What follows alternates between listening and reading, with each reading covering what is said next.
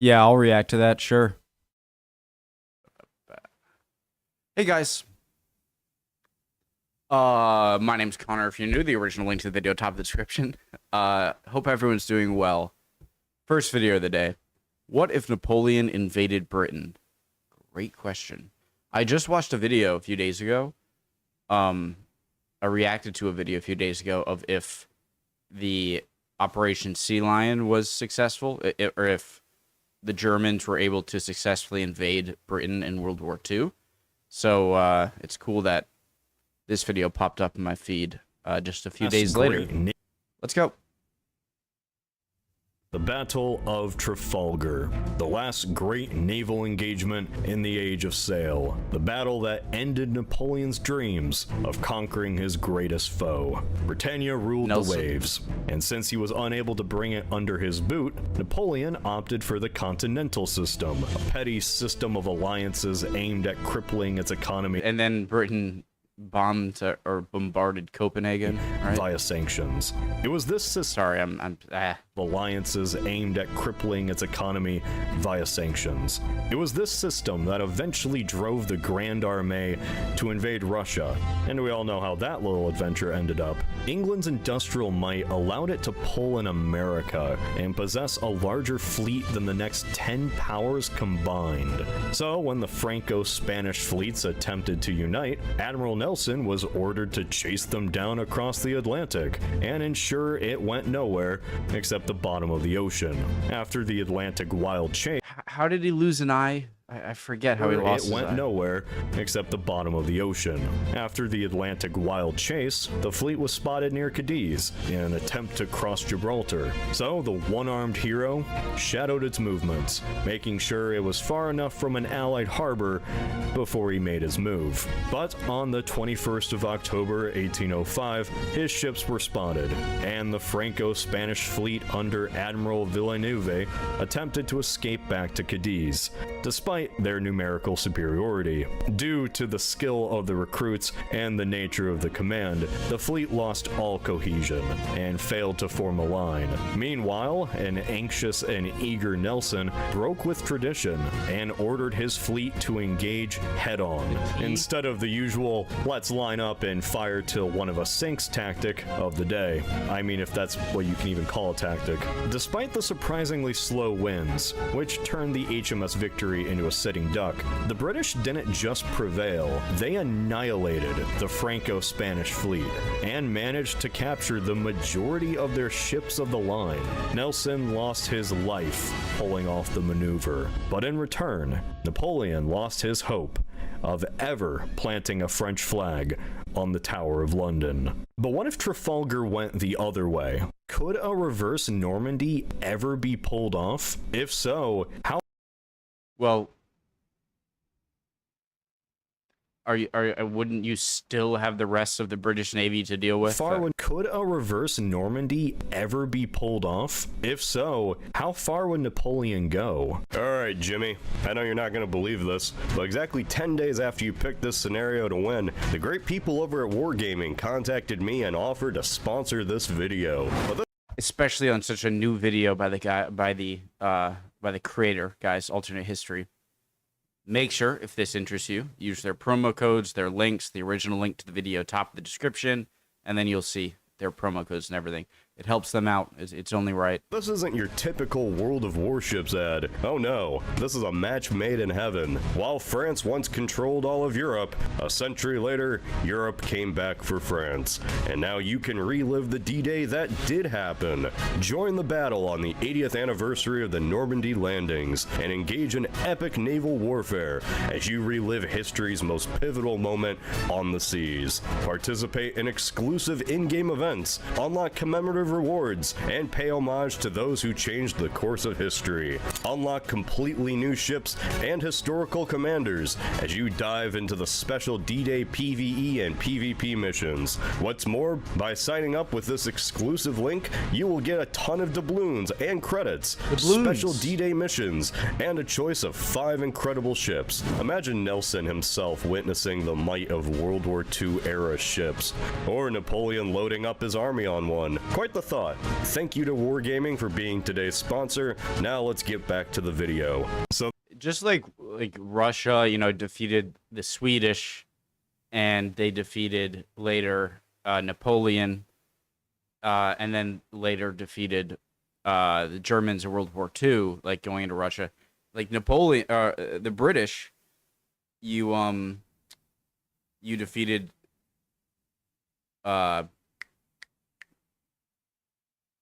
who's the third that I'm thinking of?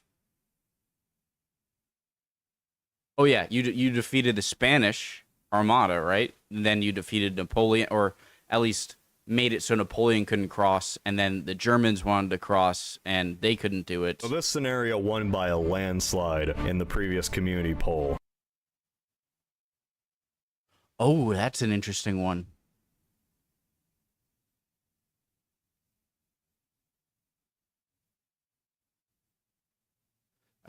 These two, yeah. I would love To do it know. justice, I called in my friend Emperor Tigerstar to help me try out something new. Instead of looking at the overall big picture and aftermath, let's seriously dig into this. Let's try a realistic, yet alternative, Napoleonic campaign. I'm talking boots on the ground, week by week, logistics, engagements, troop numbers, and defenses. That requires a lot of research.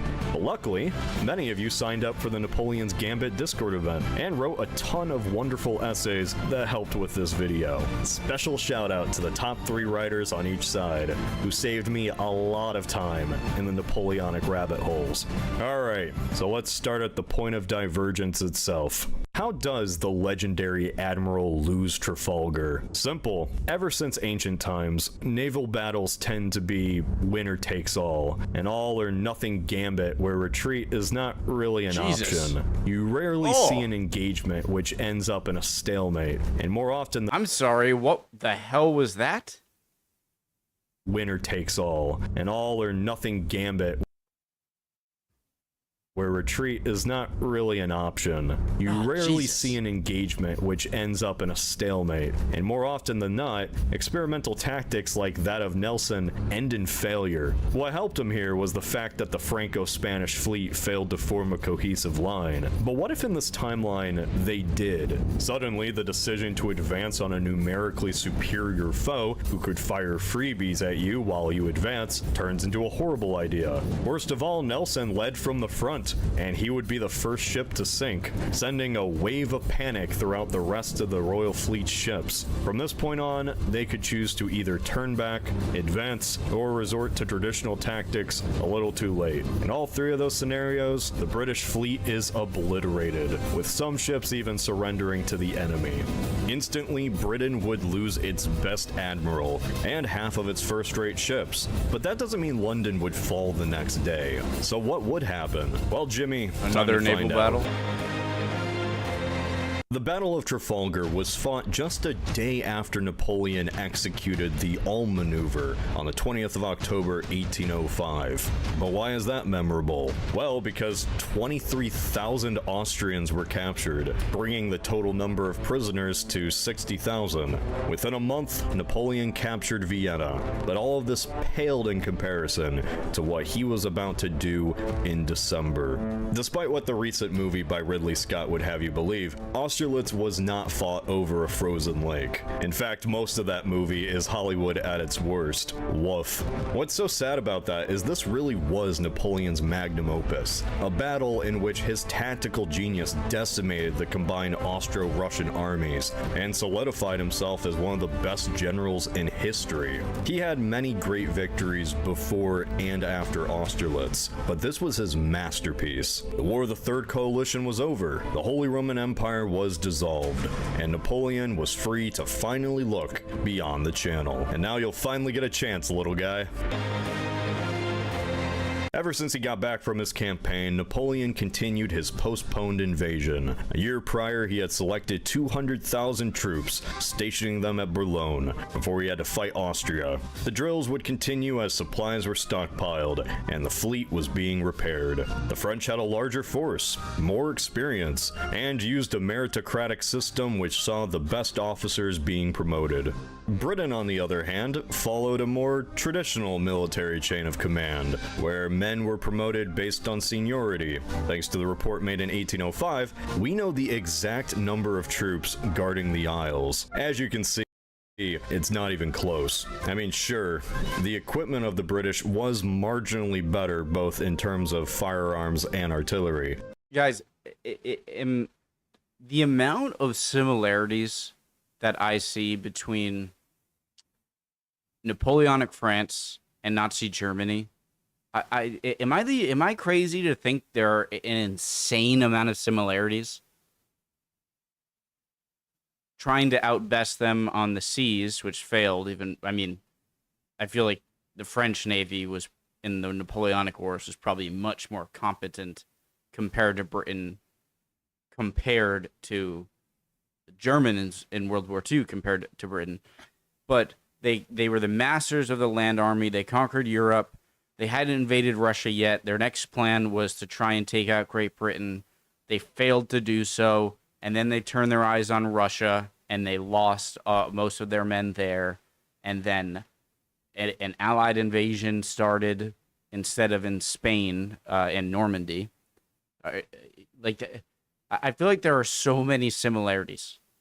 And their dragoons marginally better, both in terms of firearms and artillery. And their dragoons were to be feared. But should the Grand Armée make its way onto the flat fields of England, the Brits are toast. Thing is, they already knew that. That's why they spend a fortune building up their defenses. The no-brainer targets like Portsmouth, Hastings, and Dover were all armed to the teeth. We're talking giant Mortello towers. And you have the cliffs, right?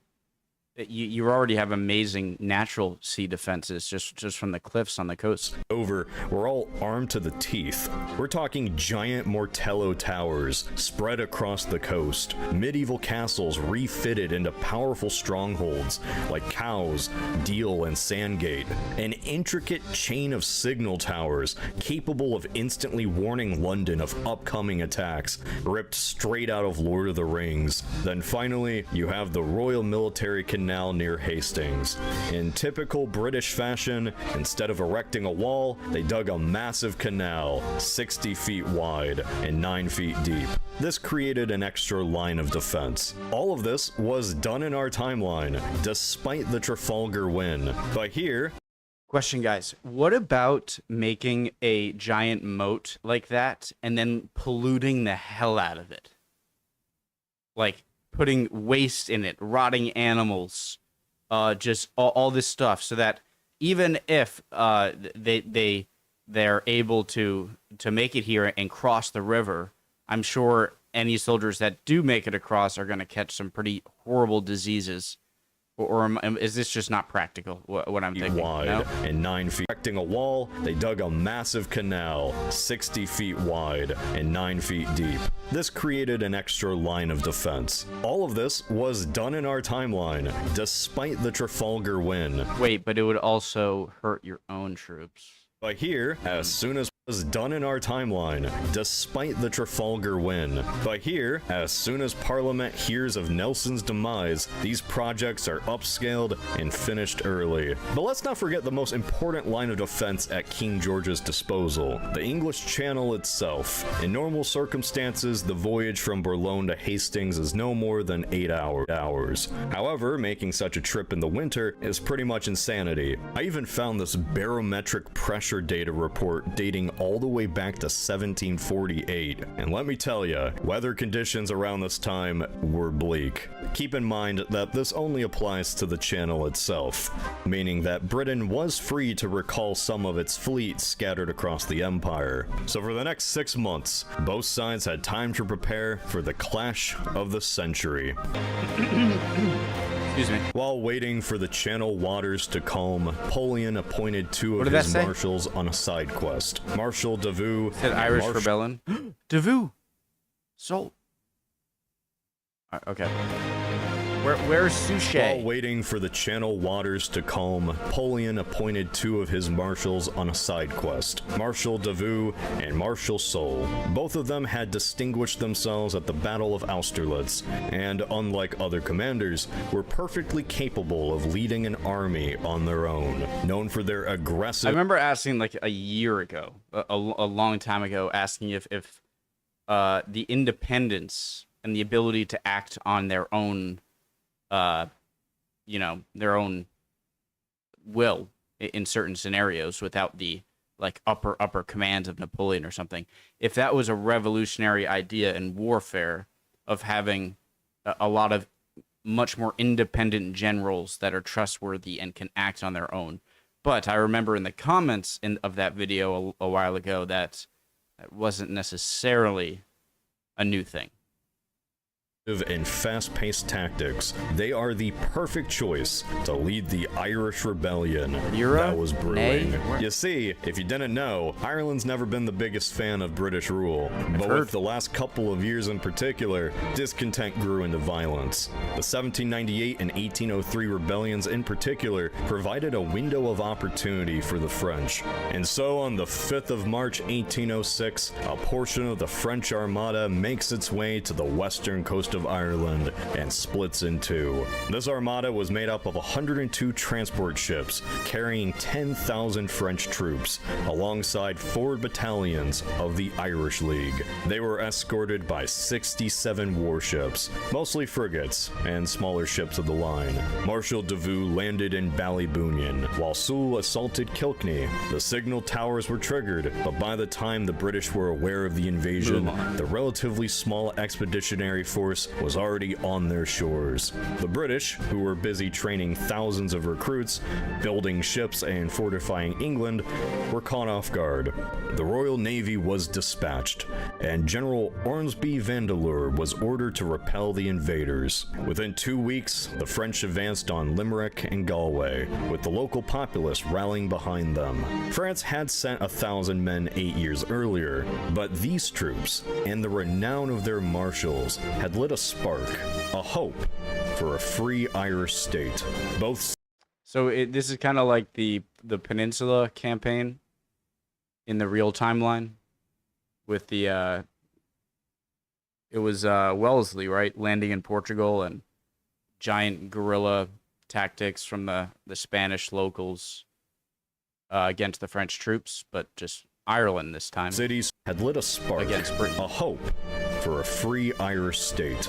Both cities fell within days, and thanks to the location near the Golden Vale of Ireland, these two swift armies had enough provisions to last until the summer. By this point, Ormsby and the Navy were in position to challenge the French. The British force in Ireland prior to the invasion stood at 34,000 strong, with another 20,000 militia, but they were mostly garrisoned near Cork, Waterford, and Dublin. Ormsby had 26,000 men at his disposal, but he couldn't risk splitting his force as the French did. When given the dilemma on which front to focus on, he chose Galway, which would allow for supporting fire from the Royal Navy. But by the time he got there, Soult had already moved north, living off the land and arming Irish rebels. Just let me go back like 10 seconds. Galway, which would allow for supporting fire from the Royal Navy. But by the time he got there, Soult had already moved north, living off the land and arming Irish rebels everywhere he went. This triggered a wave of panic, expressing itself in dozens of punitive raids against the Irish. Britain was more vulnerable than ever, and the traitors who sided with the French were hanged in the hundreds. Napoleon had started a guerrilla campaign in the British back door, forcing them to spend precious time and material chasing his two war dogs. At the end of March, Ormsby managed to capture an encrypted message. The text is relayed to code breaks in Dublin, detailing Napoleon's orders to Davout to capture and hold Cork until late May, where the full invasion force would land. In 1806, our dear King George III was, well, let's just say mentally unstable. And despite his proclamations that if Napoleon lands in England, he would meet him in battle, the real command is split between two men. General John Moore, the man... I know America doesn't really matter at this time in history, but I would be curious their reaction to a falling Britain to the French, because the French helped us out, and I bet you it would be split between the Hamiltonians and Jefferson, or the Federalists and the Anti-Federalists, because I know the Federalists were, at least were accused in campaigns of being a bit more cozy to the British. So I'm sure there'd be a split feeling, but I mean, the American Revolution is still pretty darn fresh. And even if they did want to do something, they couldn't really do anything. I mean, America at this time is just would be squashed like an ant by either of these powers. And who initiated the real command is split between two men. General John Moore, the man who initiated the construction of the military canal and Martello Towers, and Prince Frederick, the Duke of York, a man mocked for his disastrous Flanders campaign. Since then, however, the Duke became commander-in-chief and learned from his mistakes, completely reorganizing and reforming the British Army. Upon breaking the message, Parliament immediately ordered them to prepare for the Irish invasion. Multiple squadrons were ordered to patrol the waters, and General David Dundas was transported directly to Cork at the head of 10,000 soldiers. Now do the French, do they use Ireland as a diversion and then go to Dover? Little did they know, this was all part of Napoleon's plan. While Soult continued to rampage through the Irish countryside, Devoe prepared to lay siege to Cork. However, this was all just a ruse. Yep. On June 6th, another expeditionary I was right. force. I'm not right often. Let me bash. This time, 26,000. On June 6th, another expeditionary force, this time 26,000 strong, sailed from Boulogne to Eastbourne. Upon arrival, the French flagship Bucentaure fired down a massive barrage on the city's defenses. Napoleon had called upon the assistance of the Spanish, Dutch, and even Danish fleets to assist him. Question. When were sea mines created? Was that like a much later thing? Like World War, like really early 1900s, like World War I stuff? This instance of the Spanish, Dutch, and even Danish fleets to assist him. This was the real deal. Napoleon himself descended upon the battered city with his best troops, and within 6 hours of him sailing from France, he was finally on English soil. Admiral Collingwood raced to the landing site and clashed with the French Navy. However, their strategy was only to hold the Royal Navy at bay, buying time and then retreating back towards Calais. In the meantime, Bonaparte sent out another one of his trusted commanders to take Hastings. Question. What was the relationship with the Scottish at this time? Even if it was not amazing, I know it's got to be nowhere near as discontent as the Irish were with the British or English.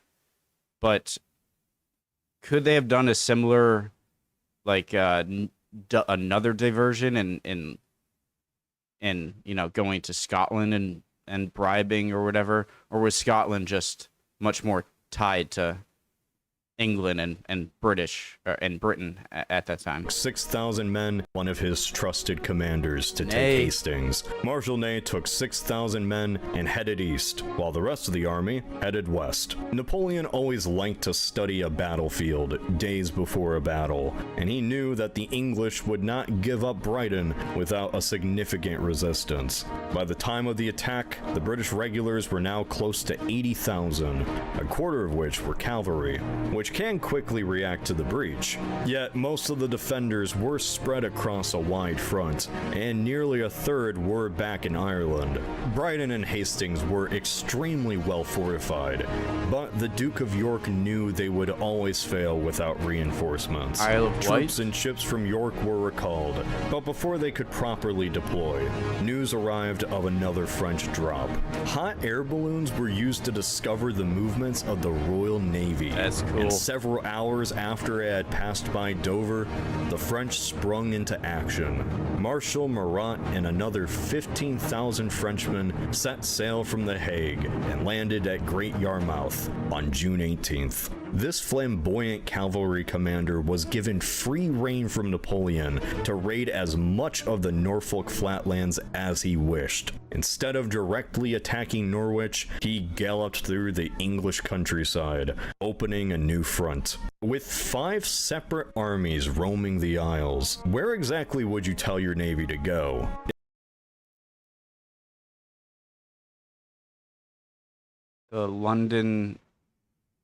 The Thomas River estuary? If, say, you I know it's the Thames, I just call it the Thomas. were the one roaming the Isles, where exactly would you tell your navy to go? If, say, you were the one in charge of the defense, do you prevent more reinforcements to join up with Napoleon? Just like cover this area, don't let them go up here, right? Do you protect the crucial coastline cities? What about another attack on Ireland, the Channel Islands, Cornwall? As you can see, this would be a nightmare for the crown, but there was a glimmer of hope. Hastings was on the brink, and right as it was about to surrender, John Moore arrived with 23,000 soldiers. Using the range superiority of his artillery, as well as the Royal Horse Artillery, he was able to surround the 6,000 men led by Ney, and obliterate them. The brave marshal fought until the end, but ultimately, he failed as emperor. Upon receiving news of this counterattack, Napoleon ordered his men to move against Brighton. The signal towers Where's Grouchy? were lit, and the Royal Navy was ordered to assist the siege. And that is when the French Navy ferried yet another army into the fray. This time it was at Bernadotte, with 24,000 men who sailed from Calais to Ramsgate. Without a navy to resist him, the Marshal was able to take the landing and immediately marched against Dover Castle, taking a sandwich and a deal along the way. Lastly, the final hand Napoleon had to play was overwhelming the already stretched thin Royal Navy by sending not one, but 2 separate fleets, transporting 10,000 men each from Brest. Britain had the capability to protect Cork, lay down supporting fire on Brighton, blockade the coast to prevent supplies from aiding the armies already in England, and prevent more armadas from sailing in, but it couldn't do all of that at the same time. So when the towers made their signal, only one of the fleets could be intercepted in time. Okay, pause. I was trying to analyze wind patterns and garrison sizes to figure out which would get intercepted, but screw it. Let's do a coin toss. Tails. While the fleet aiming for Weymouth does arrive at its destination, the one gunning for Milford is completely annihilated. It's the thing about alternate history stuff, and, you know, possible scenarios, is the further you get into it, the less certain you can be that anything would happen, right? You know, it's much easier to conceive of possibilities of what might happen in the beginning parts of a successful invasion, but as you get further in, you know, coin toss. Gunning for Milford is completely annihilated. In an attempt to cut off the head of the snake, the Duke of York rode out to meet Napoleon with an army twice his size, sealing the fate of Dover, which Bernadotte managed to take. Elsewhere, Murat and the Irish rebels made enormous gains, putting pressure on Parliament. The French landings made too many casualties, but luckily for them, a man by the name of Dominique Larrey was among them. The father of modern military medicine learned much during the previous campaigns, especially the one in Egypt, and his reforms made the French army leagues ahead of its competition. Oh, is he about to amputate that? Egypt, and his reforms made the French army leagues ahead of its competition. Disease prevention, bandaging, amputation, triage, ambulances, all contributed to something the rest of the world would adopt 50 years later. Oh, of course. Triage? I'm sure that's been a thing forever, you know, just, yeah, this guy looks like he's probably going to die if he doesn't get help immediately, and this guy might die tomorrow, so let's focus this guy, you know? Despite all contributed to something the rest of the world would adopt 50 years later. Despite being the attacker, Napoleon sustained 3 times fewer casualties as a result of these improvements and their experience. With Brighton under blockade and with an army fast approaching, Bonaparte took 15,000 men and occupied the hills to the east. In this fateful encounter, the emperor fought the Duke at the Battle of Brighton, adding another masterpiece to his resume. The crucial moment of the battle was Marshal Lannes charging through the British right flank, breaking their lines. While the French artillery bombarded the center, Napoleon then made his way west and captured Portsmouth after a 2-week siege, while the rest of his generals secured the coastline all the way up to Dover. The Martello Towers were captured, and now with such a vast front, the French sailed through a single day and delivered 80,000 troops safely to England. The unstopping avalanche made its way to London, smashing everything in its path, loudly proclaiming that Napoleon was here, not as a conqueror, but a liberator, ready to strip the aristocracy down and finally give freedom to the people. No matter how much aid arrived from the empire, London was doomed, and with it, its most important institutions, Parliament, the Bank of England, the headquarters of the East India Company, and all of Westminster.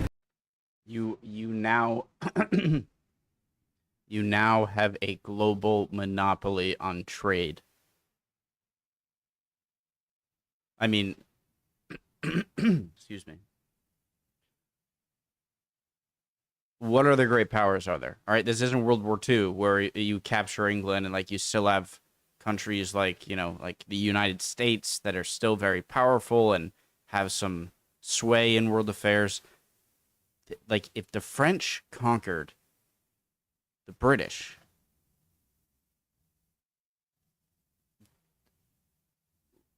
it feels like it's game over for the world. It's just like, yeah, just give up, everyone. I don't even have to fight you anymore. I'm just not gonna give you things. Let me know if I'm wrong, obviously. Was made, and rather than seeing it all burn to ash, envoys were sent to Napoleon to receive terms. Within a couple of months, Bonaparte became the unquestioned emperor of Europe, and the French flag flew over the Tower of London. Similarly to his terms to Austria, he chose to be modest in his demands. Gibraltar was handed to the Spanish. Malta became French. A permanent French garrison was posted at Dover, and the majority of the British possessions in the Caribbean were given over to France. Ireland was given full independence, and the Australian penal colonies were transferred to Napoleon, who was fascinated by the new continent. But how long does this situation endure before the next coalition? What is the reaction of Prussia, Russia, and Jefferson's America? Well, by now you know the drill. When the sequel poll drops, make sure to vote if you want a continuation of this timeline. Once again, a huge thanks to everyone who took part in the Discord community event and helped me with this video. If you haven't already, make sure to check out my Patreon, where I post monthly exclusive videos now on topics picked by the patrons. There's like 4 videos there already. Trust me, they're really cool. Once again, be sure to check out today's sponsor, World of Warships. There are only a few days left until the end of their special D-Day event, so use the link in the description and join the fray. I played a few battles to get me in the mood for this video, and I have to say that the historical accuracy of the ships and combat really immerses you in the past. This is Cody of Alternate History Hub. It's a great video. Obviously, guys, would love to hear any comments you have, anything you have to say in the comments, recommendations, stuff I said wrong, answers to any questions, but before the next coalition. So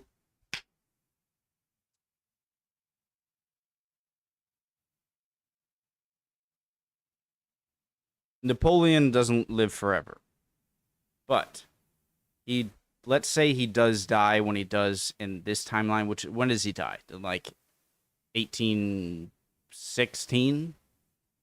1820? 1818? I can just type it in. Napoleon Bonaparte. So he dies 1821. So let's just say that he also dies in 1821, but not on Elba, or not on what's the island in between in the Atlantic in between South America and Africa? So let's say in this time he's a ruler until 1821. You'd have to solidify a lot of stuff.